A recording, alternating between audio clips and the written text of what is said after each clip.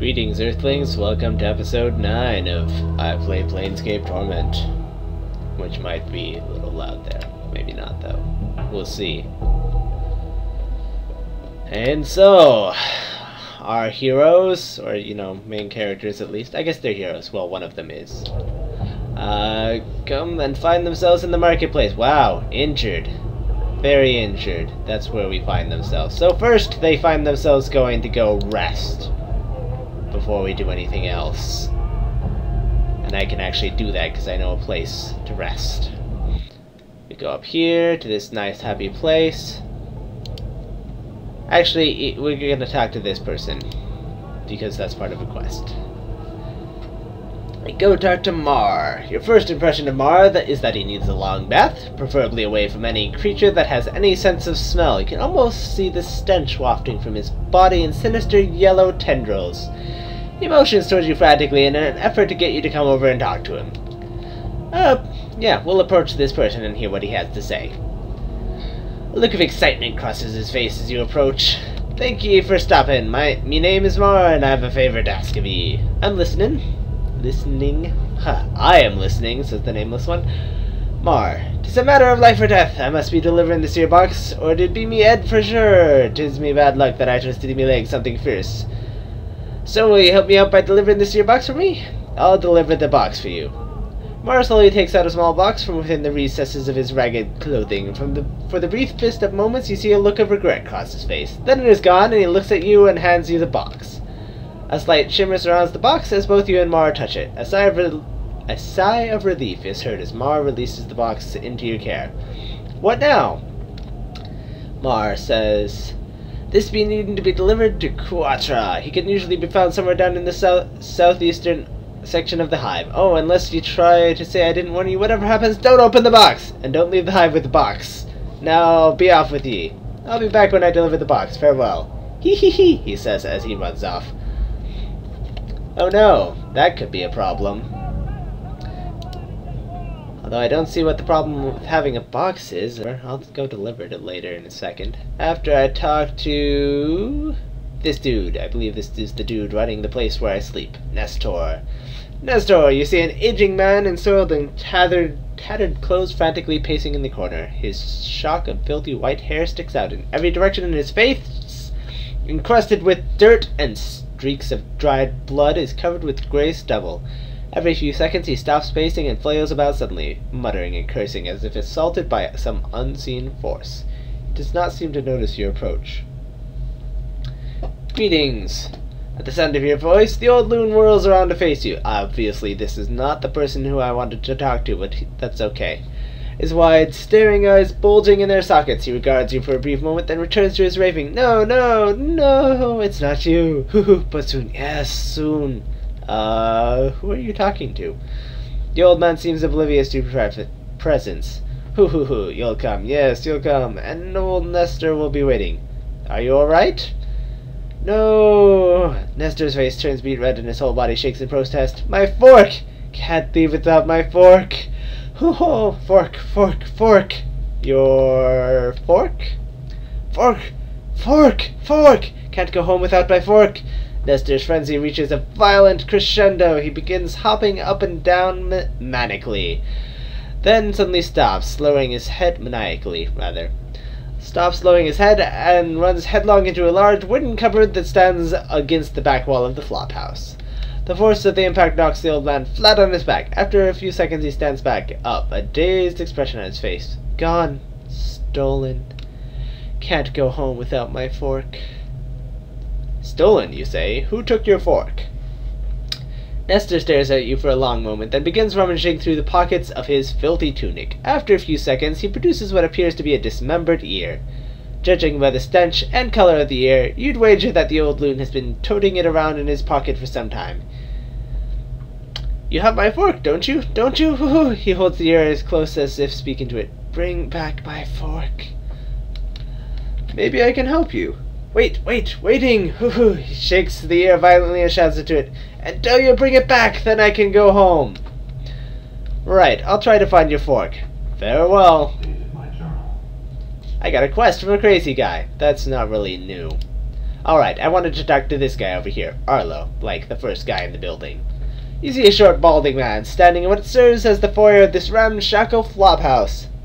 His bushy brows are furrowed in concentration as he picks at what appear to be scabs on his large, bulbous nose.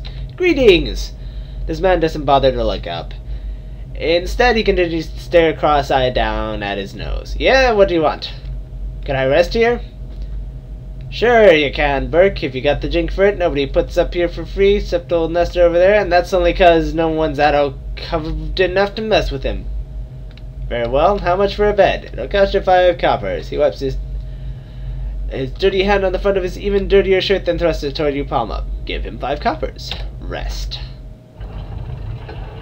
And then turning gears stuff, in case, you know, you're just listening and not watching. Which is probable. And people are mostly healed. I'm all healed because, you know, I'm magic. And, yeah. So, we're outside. There's some hive dwellers. Oh, wait, there's a frightened hive dweller. That sounds like a quest. You see a man in tethered clothing. As you approach him, he suddenly stops and begins looking around. Frightened. Greetings. The man looks startled and takes a step back. Hey, what you be wanting, Cutter? His voice is shaky. Hey, what you be wanting, Cutter? His voice is shaky, and he seems to be taken aback by your scars. I have nothing on me. So I don't, and my rags are not worth the trouble. Calm yourself, I'm not here to rob you. I had some questions. He keeps a safe distance, and his eyes dart from side to side, expecting something to step out of the shadows. Questions, you said, and what might those questions be? Can you tell me about this city? No, this is a boring conversation. Never mind, farewell. He licks his lips as you turn to leave. Cutter, you might think he studies around. You could spare a few coppers for a blood to help you on your way? Well, technically, I didn't actually ask anything. But anyway, not many around here do that for a fella. Enough for a man to wet his tongue after all the talking, eh? Sure, why not? We will give him a copper piece, because he was willing to help us, even though I didn't actually ask him anything. He glances around to see if anyone saw the exchange, then tucks the jink in the folds of his robe. Thank you kindly, Cutter. May the lady's shadows pass you by. Wait a minute. Lady? What do you mean? The mistress is Sigil? You've not heard of her? You must be blessed or more clueless. No, little but Sigil indeed. He laughs weakly. Lady's words law here in Sigil. He thinks for a moment, except she don't say much. Dead silent she is, actually. What else can you tell me about this lady? He looks at you warily. Don't want to be talking too much about her, Cutter. You don't want to cross her shadow, nor be singing her praises, alright? Now, let's say no more about it. Rattling your phone box about the lady is dim. Dim indeed. Farewell, then. Alright. So we learned there's a crazy lady running things. Okay, there's a guy with the name Porphyrion. Every inch of this man's skin is covered in a web of black lines. It's as if some artist chose to accentuate every crease in his flesh with a quill pen. The overall effect is such that even when his face shows no expression, he appears to be frowning. Greetings, Porphyrion. This one has a name. This one is called Porphyrion. The man's voice sounds like a gong. As he speaks, the lines on his face bend and settle into a series of spherical patterns. This one would know. Why do you address this one? I wanted to ask some questions about the city, says the nameless one. This one would have you know. This one cannot answer your questions. The lines on his face twist into angles and then split into a mess of scribbles. This one has only recently stepped foot into this place of walls. Alright then, but I have to ask you this. Why do those lines upon your face move? Porphyrion. The lines show anger. Do you take offense? The lines slowly straighten, forming onto gentle curves. No offense was meant. Will you accept the many apologies of this one? No offense taken. Why are you angry? This one tells of event recent. Did you know this one was beset by 3? The 3 demanded an item of this one. This one feared an attack. What does this one do? This one surrendered the item. The nameless one. Well, you were right to be afraid. If there were 3, then they might have killed you had you not given up the item. Porphyrion. This one has been misunderstood. The lines on his face become angled, then smooth into curves again. This one did not fear being killed. This one feared killing the 3. Well, if you could have killed them, why did you let them rob you? This one walks the path of a warrior. Many weapons have walked with this one. The fist, the blade, the staff, the hatchet, the smiter. Even these tools are all known to this one. That's not much of an explanation. Again, if you're a warrior with that much training, why let them rob you? This one is forbidden to attack. The lines ripple across his face as he speaks. If this one had struck at the 3 in anger, the vow of non-violence would be unmade. Vow of non-violence? You're a warrior and a pacifist? This one is unfamiliar with your speech. What is a pacifist? Never mind. Why did you train so much if you are not permitted to attack another? This one is of the Order of Erit-Ag. We await the final days when we will all be called to battle. The training and skills of this one, they are to be kept silent until then. In the meantime, you will let yourself be robbed in the street without defending yourself? This one will clarify. The item is of value. The discipline of Erit-Ag is of greater value.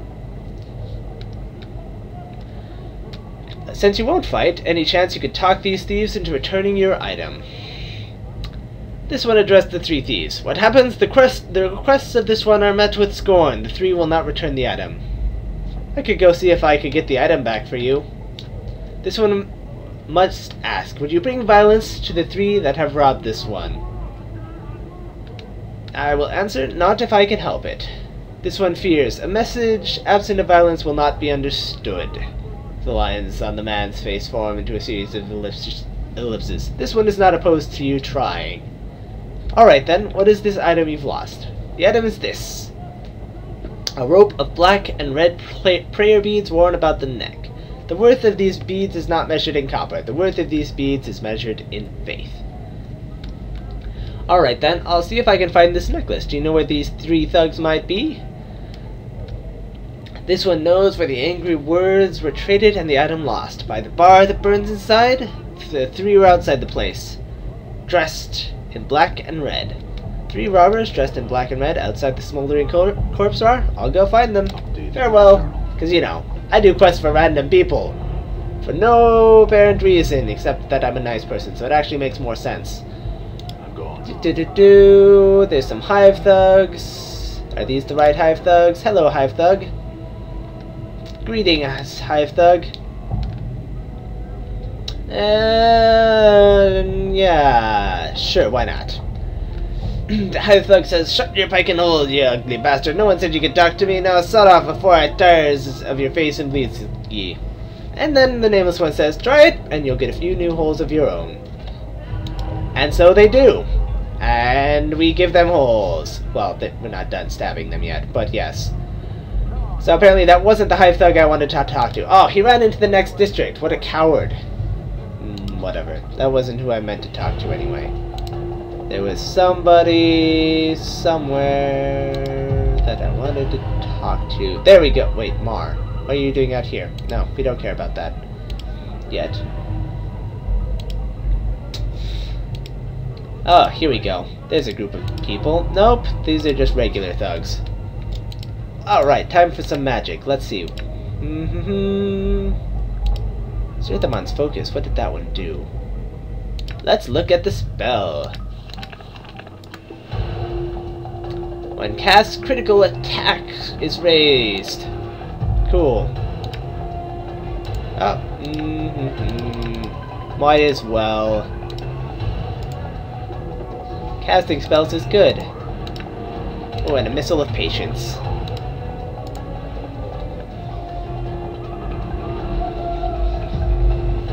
Ah, excellent. They're getting better. And another Missile of Patience or 2, because we can.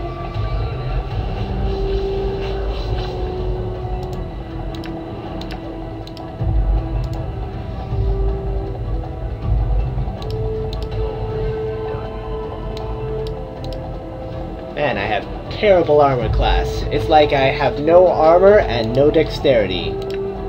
Oh look, that's what I have. Alright, so let's see what these dude's head. A bronze ring? Not bad, I guess.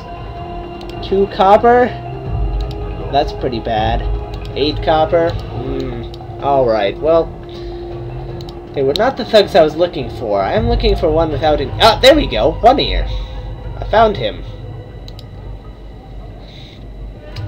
You see a shady-looking fellow standing before you, picking his teeth with what appears to be a tiny metal fork. His chest is covered by patchwork armor adorned with large spikes, and a long knife hangs at his side. You notice that he is missing his right ear.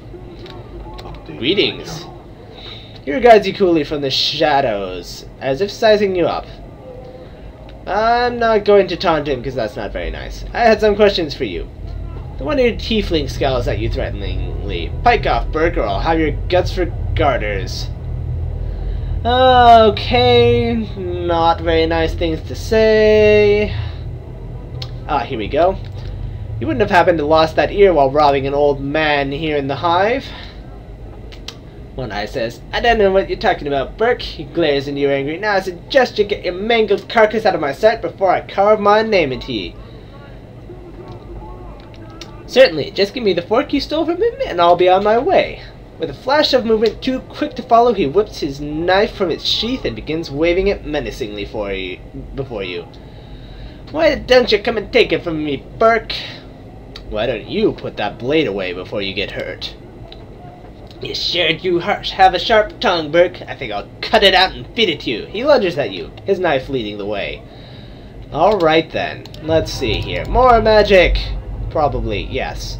Rain of Anger. What else do we got at first level? Nameless one. Chromatic Orb. I don't think we've seen him cast that. Maybe we have.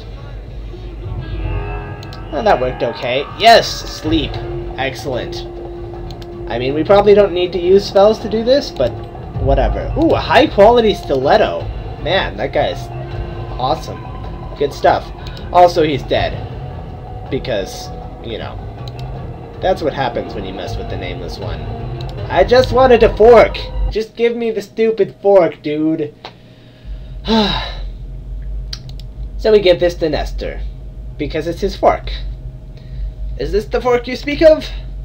Nestor hastily stashes up the fork. My fork, my fork! Fork, fork, fork! Woohoo! He hops up and down excitedly, waving the fork back and forth in an elaborate pattern above his head as if he were performing some sort of ritual. Now I can go home! Farewell! Woohoo! Farewell, Nestor!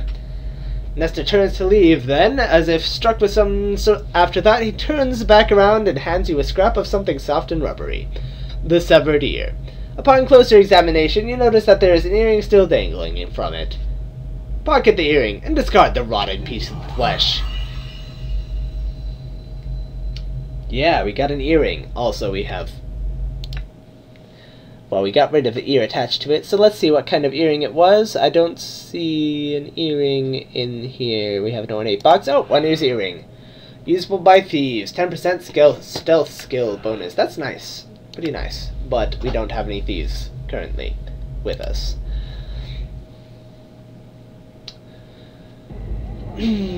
But that's okay. Oh, what? Random hive thug? You want a reverse mugging? Fine. Just die. Just die. Yeah. I like he has an earring too, but it isn't like magic.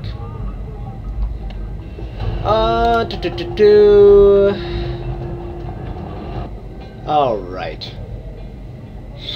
So, we go up and talk to this dude. You see a man who's looking around at the buildings with some confusion. He looks lost and is mumbling to himself. Greetings! The man looks relieved. At last! I beg your indulgence, good sir. I seem to have gotten turned around in this maze of streets. He chuckles uncomfortably. I'm afraid this area of the city is somewhat, he glances around apprehensively, unknown to me. The residents seem most unwilling to extend aid to a visitor. He looks at you hopefully. Could I prevail upon you to help me, perchance? Certainly. Where are you trying to go? I seek the house of my Aunt Marguerite. She is reported to dwell in a house close to the mortuary, but the street layout seems to have changed my last visit. Do you know of the house of which I speak? Truth. I am afraid that I have never heard of such a place. The man frowns in disappointment. I suppose there would have been too much good fortune to hope that you would know of such a place. He nods slightly and thinks, well, I thank you for your time, good sir. It is most welcome on these streets. Farewell. And I have 5 less coppers. You're about to turn away when you suddenly have a feeling that something is amiss. Suspicious, you glance at the man again, just in time to see him withdrawing his hand from your purse. Can't be sure, but you think he might have taken something from you. Bait the man into pickpocketing you again and observe his technique. You engage the man in a light conversation and secretly study his movements. The man seems to rely on 2 things. 1, pretending to be a high-class citizen out of his element to lower the target's guard, and 2, distracting the mark by having the victim point out directions. When the victim turns to point out a street or landmark, the man skims the mark's purse and tucks items into his conveniently long sleeves. You make a mental note of this technique, just as he makes another grab at your purse. Hey! What do you think you're doing? The man jumps into surprise, then starts running. And then we finish the episode. Oh, wait. If we catch him, we might catch him. Because he turned red, so it's okay to kill him. That's what it means. Red circles is not evil to kill people. Unless you made them have a red circle, I suppose.